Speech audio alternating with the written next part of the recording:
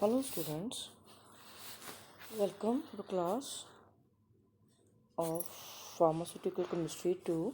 I am your teacher from Guru Ramdas College of Pharmacy, Malod. Today we will start with chapter Adrenergic Agents.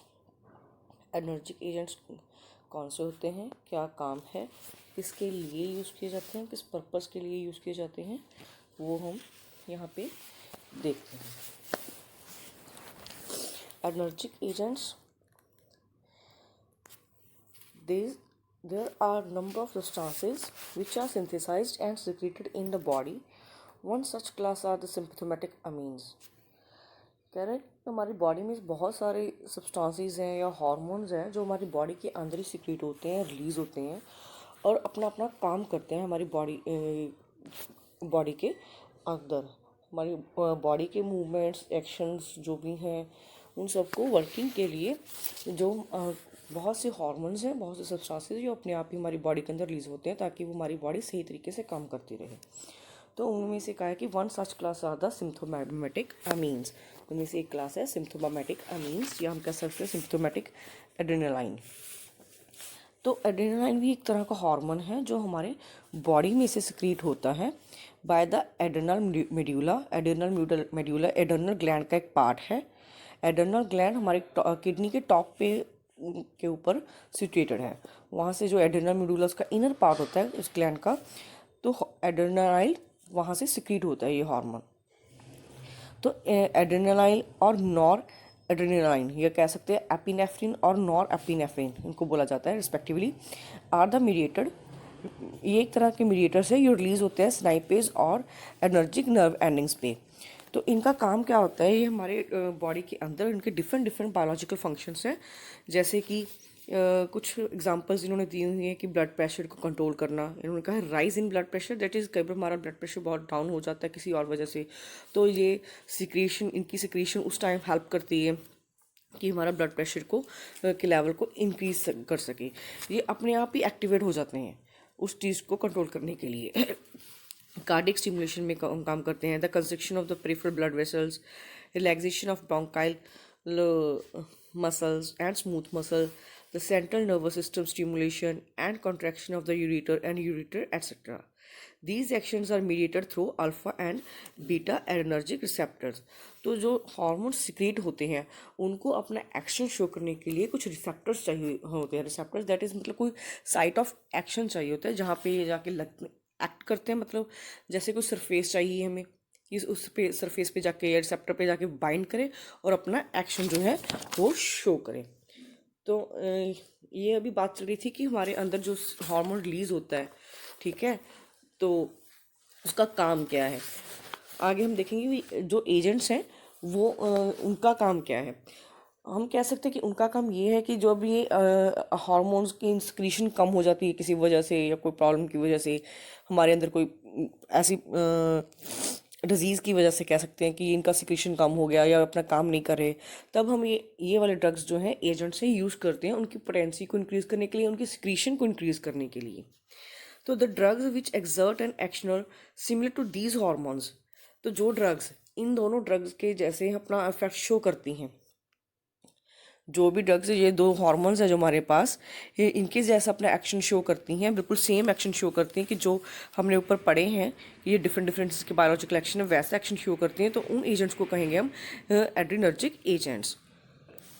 Beside pharmacological action, and pharmacological action के अलावा इनके और कौन कौन से काम है, इन एजेंट्स के कौन कौन से काम है. जो हार्मोन्स रिलीज होते हैं उनके तो यही काम है, लेकिन जब हम बाहर कोई बाहर से कोई ड्रग ले रहे हैं तो उनका एक से ज़्यादा भी वर्किंग पावर हो सकती है, उनके एक्शन एक से ज़्यादा भी हो सकते हैं. जैसे एक तो यही हो गया कि इनके जैसे ही काम करना होता है, और उसके अलावा भी उनकी और भी थेरापेटिकल यूजेस हो सकते हैं. तो इसके में जैसे कि useful in the treatment of asthma and related conditions of bronchial spasm, cardiac block, hypotension obviously जो हमने पढ़ा है कि ये ब्लड प्रेशर को इंक्रीज करते हैं, तो हाइपोटेंशन की स्टेट में भी आप काम करते हैं. नजल कंजेशन हो गए, जैसे कि नोज की डिजीजेज हो गई हैं. Stimulation of central nervous system of mild analeptic effects, they are also useful in obesity for their anorexic action. A considerable amount of work on the adrenaline and related agents have been carried out by Bagger-Dale. There are the compounds related to adrenaline that are more or less selective in their action. मतलब इससे भी कुछ compounds ऐसे हैं जो इसके जैसे similar activity show करते हैं. Selective नहीं है, selective तो जो सबसे हम फर्स्ट लाइन ड्रग यूज़ करते हैं वही होते हैं, बट उनकी पावर किसी की ज़्यादा है किसी की कम है, तो वो हम आगे पढ़ेंगे भी कि किसकी पावर ज़्यादा है, कौन कौन से कंपाउंड्स हैं, उनकी प्रॉपर्टीज़ क्या हैं, उनके एक्शन एंड यूजेस क्या हैं. ठीक है. Belonging to the chemical class called beta phenyl ethyl amine. Beta phenyl ethyl amine की क्लासिफिकेशन है, उसके अंडर के जो ड्रग्स हैं, ये कह सकते हैं कंपाउंड्स हैं, वो क्लासीफाई किए गए हैं. Structure of this altered in 4 major ways. जो इसका बेसिक रिंग स्ट्रक्चर है वो इन्होंने गिवन किया हुआ है. तो कुछ पॉइंट्स दिए गए हैं कि 4 पॉइंट्स बताए गए हैं कि यहाँ पे अल्ट्रेशन करने से वो डिफरेंट कंपाउंड्स जो है सिंथेसाइज हो रहे हैं, बन रहे हैं. तो क्या क्या सब्स्टिट्यूशन हो सकती है, क्या कौन कौन सी स्ट्रक्चर पोजीशन पे हम चेंजेस करके डिफरेंट कंपाउंड्स बना सकते हैं, वो हम देख लेते हैं. फर्स्ट पोजीशन इन्होंने रिंग का दिया हुआ है, the substitution of the hydroxyl group on the aromatic nucleus और replacement of it with other nucleus. Next है substitution on beta carbon atom, substitution on the alpha carbon atom, substitution on the nitrogen of amino group. Adrenergic agents can be broadly arranged according to their principal biological action as given below. तो different classifications हैं. कौन कौन सी हैं? First है vasopressor, bronchodilator, vasoconstrictor as a nasal decongestant and miscellaneous. तो आज के हम लेक्चर में हम जो क्लासिफिकेशन है इसके बारे में पढ़ेंगे. तो आज हम वैसोप्रेसर के बारे में डिटेल में पढ़ेंगे. जो नेक्स्ट 3 रह जाएंगी उसको हम नेक्स्ट लेक्चर में कवर करेंगे. तो आज देख लेते हैं वैसोप्रेसर. वैसोप्रेसर ड्रग्स कौन कौन से हैं. फर्स्ट इसमें आ जाता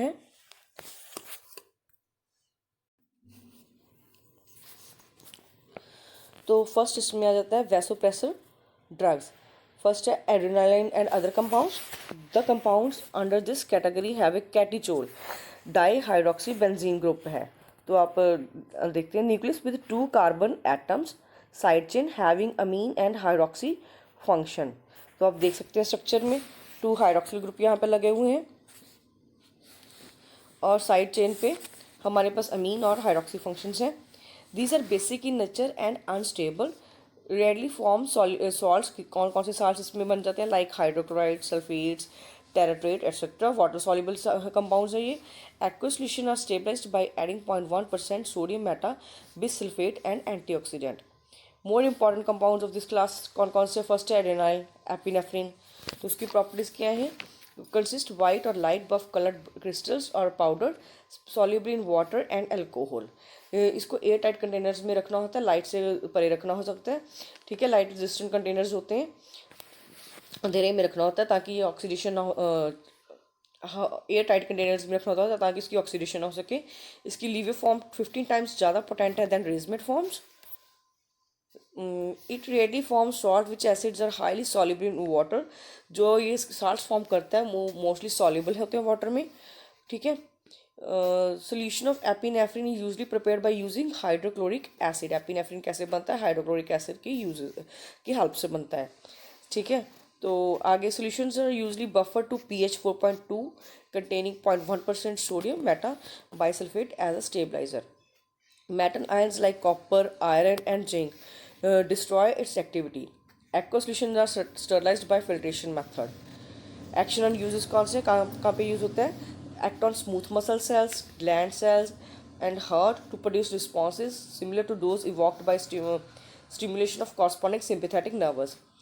और ये क्या करता है और काम क्या है इसका. हार्ट को स्टिमुलेट करता है, हार्ट रेट इंक्रीज करता है, ब्लड प्रेशर इंक्रीज करता है, relax the musculature of intestine and bronchi. It is primarily use to relieve bronchial spasm in asthma. और क्या, it is used in acute coryza as a spray. Coryza as a spray मतलब सर्दी जुकाम जब हमें हो जाता है तो स्प्रे की फॉर्म में जो हमारे पास ये मेडिकेशन अवेलेबल है यूज़ करते हैं. हे फेवर एंड साइनसिटिस इन कॉम्बिनेशन में ये लोकल एनेस्थेटिक के लिए यूज़ किया जाता है बिकॉज ऑफ इट्स वैसोकंस्ट्रिक्शन एक्शन. और हार्ट ब्लॉक के कंडीशन में भी ये काम आता है. एलर्जिक डिजॉर्डर्स हो जाते हैं, सीरम. ठीक है. केस ऑफ सीरम रिएक्शन जैसे सीरम थिक सिकनेस, जाइंट यूटिकैरिया वहाँ पे है. एपिनेफ्रिन का जो रूट ऑफ एडमिनिस्ट्रेशन कैसे है, वो सबक्यूटेनियसली दिया जाता है या इंट्रामस्कुलरली 0.01% और सोल्यूशन और सबक्यूटेनियसली दिया जाता है, 0.05% इंटरवीनियसली दिया जाता है। स्प्रे की फॉर्म में 1% एक्वा सोल्यूशन दिया जाता है। ठीक है, topical apply topically in aqua solution, ointment की फॉर्म में या स्पॉजिटरी और जेली की फॉर्म में भी आते हैं। ऑरली एक्टिव है। ऑफिशियल प्रेपरेशन कौन कौन सी आ जाती है? Adrenaline solution, malate injections, acid tartrate injections आ गई, sterile epinephrine suspensions, epinephrine tartrate, ophthalmic ointment and officially in USP. ठीक है, फर्स्ट ये था। अब दूसरा है नॉर एड्रेनालाइन एसिड टेरेट्रेट या फिर नॉर एपिनेफ्रिन। तो इसका स्ट्रक्चर दिया हुआ है। अब आगे इसकी प्रॉपर्टीज देख लेते हैं। Almost white crystalline powder, highly soluble in water, its solubility in alcohol is less and insoluble in ether and chloroform. Aqueous solution are acidic in nature, slowly darkens on exposure to air, so it is also preserved in tight, light resistant containers. Action or uses similar to those of this above drug. Different exists between them when it is given by slow intravenous infusion or by injection. Cardiovascular effects are most prominent. अगर हम इंट्रावेनियसली injection की form में देते हैं तो इसका cardiovascular effect जो है उसको इफेक्ट करता है। ये डिफरेंस है इन दोनों में।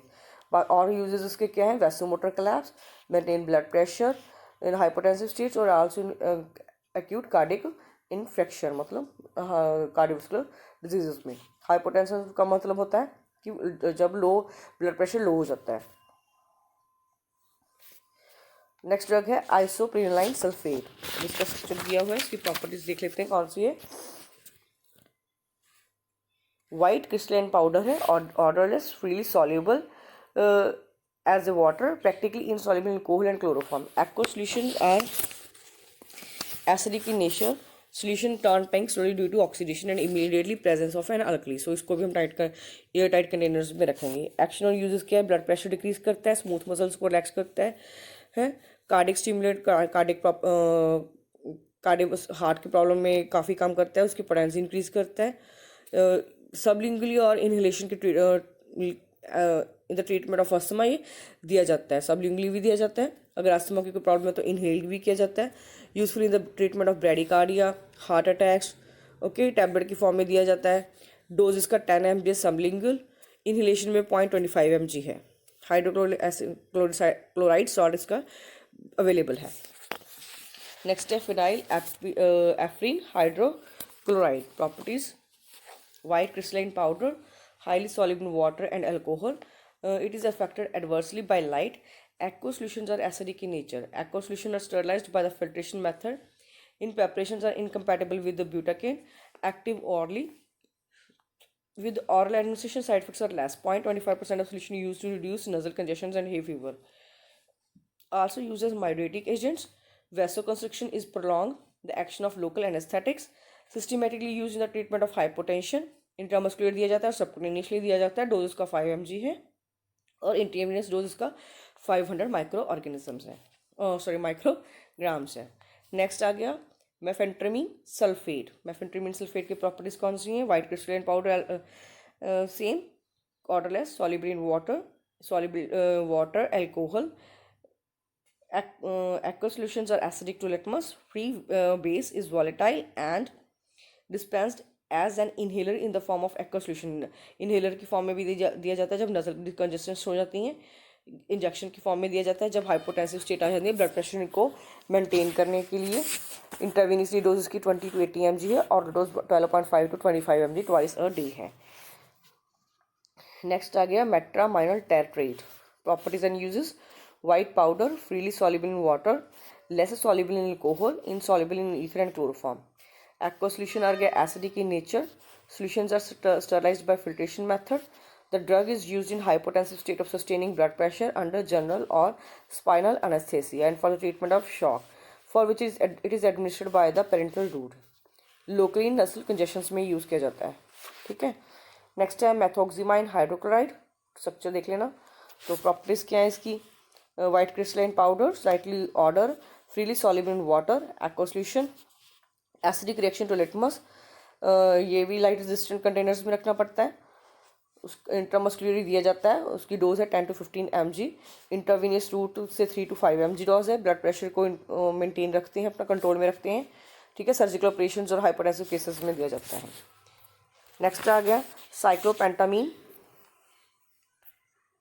साइक्लोपेंटामीन hydrochloride, properties and uses.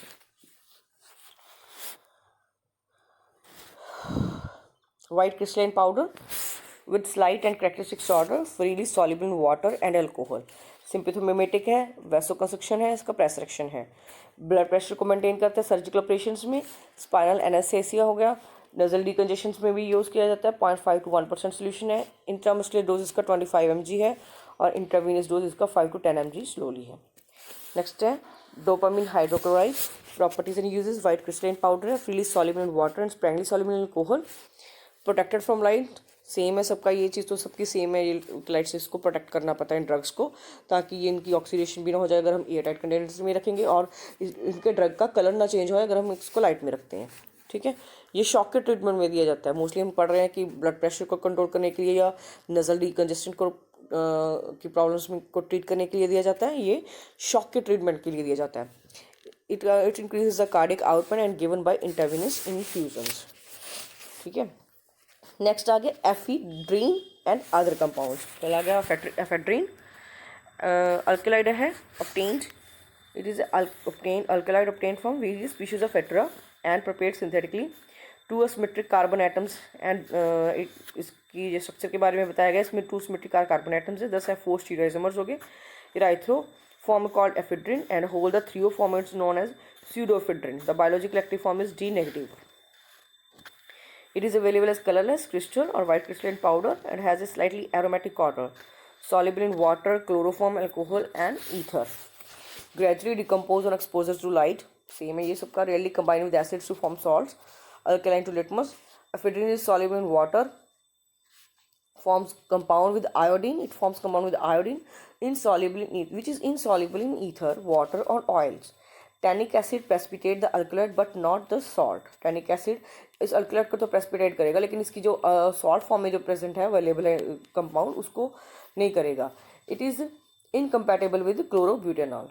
Chlorobutanol के साथ इनकम्पैटिबल है, कोई रिएक्शन शो नहीं करेगा। एक्शन और यूजेस क्या है? सिम्पथोमैटिक अमीन है जो हमें सेम है, उसी की जैसा इसका एक्शन है। Share some action of adrenaline but different several ways. Different कैसे हैं? इसकी स्टेबिलिटी डिफरेंट है। ऑरली दिया जाता है, वो हम मोस्टली पढ़ रहे थे कि इंट्रावीनसली भी दिए जा रहे हैं, इंट्रामस्कुलर दिया जा रहा है, सबलिंगुअल भी दिए रहे हैं, ऑरली भी, मतलब तीनों चारों फॉर्म्स के में प्रेजेंट है। इसके बारे में कहा है कि ये ऑरली देते हैं, लंबे समय के लिए इसका एक्शन होता है, long duration of action then adrenaline. It has mydriatic action which is valuable in ophthalmology. इसका माइड्रेटिक एक्शन है, दैट इज जब पीपल डायलेट हो रहे हैं हमारे ऑप्थेमोलॉजी की कंडीशन में, जैसे कोई आइज़ की डिजीज और डिजॉर्डर है, हमारे आइज़ की कोई प्रॉब्लम है, उस स्टेट में जब हमें माइड्रेटिक होता है तो वहाँ पे ये हेल्पफुल है। पावरफुल सीएनएस को स्टिमुलेशन एक्शन है। माइड्रेटिक एक्शन हमने प्रीवियस ड्रग्स में किसी में भी नहीं पढ़ा कि इनका है, इसी में पढ़ रहे हैं। सीएनएस स्टिमुलेशन है जो एड्रेनालाइन का नहीं है।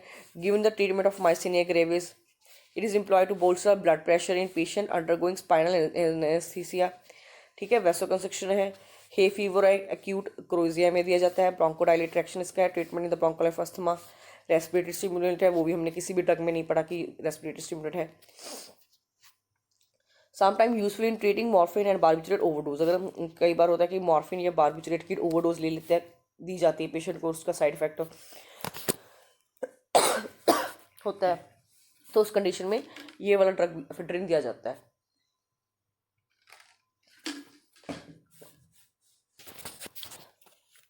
प्रेपरेशन कौन कौन सी इसकी अवेलेबल है?